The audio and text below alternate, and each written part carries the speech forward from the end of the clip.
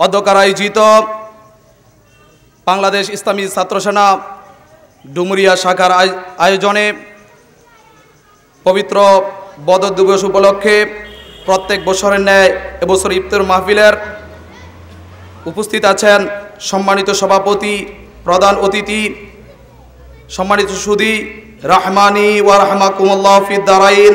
আসসালামু আলাইকুম ওয়া রাহমাতুল্লাহি ওয়া বারাকাতুহু। আল্লাহ রাব্বুল আলামিন কোরআনে কারিমার মধ্যে বলেন, জাআল হাক্কু ওয়াজহাকাল বাতিল ইন্নাল বাতিলা কানা যাহুকা। সম্মানিত হাজরিন, আজকে যেই বাংলাদেশ ইসলামী ছাত্র সেনা ডুমুরিয়া শাখা থেকে বদর দিবস উপলক্ষে আজকের যে ইফতার মাহফিল, এই বদর দিবসে করার কারণ হলো, এটার একটা কারণ হলো যে বদর যুদ্ধ হলো ইসলামের প্রথম যুদ্ধ।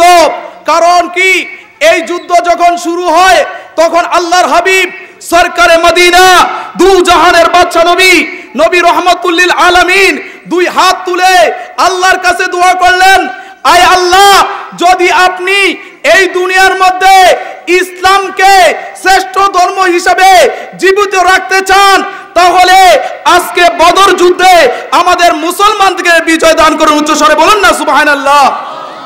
আল্লাহ রাব্বুল আলামিন ওই দিন আল্লাহর হাবিব যখন দুইটা হাত এইভাবে উত্তোলন করলেন, সঙ্গে সঙ্গে আল্লাহ রাব্বুল আলামিন আমার নবীর দোয়া কবুল করে নিলেন।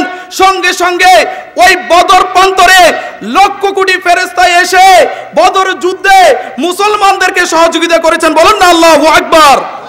সম্মানিত হাজরিন, তাহলে এই যুদ্ধ থেকে আমাদের জন্য শিক্ষণীয় হচ্ছে, যারা সত্য তারা চিরকাল থাকবে, সংখ্যায় কম হোক।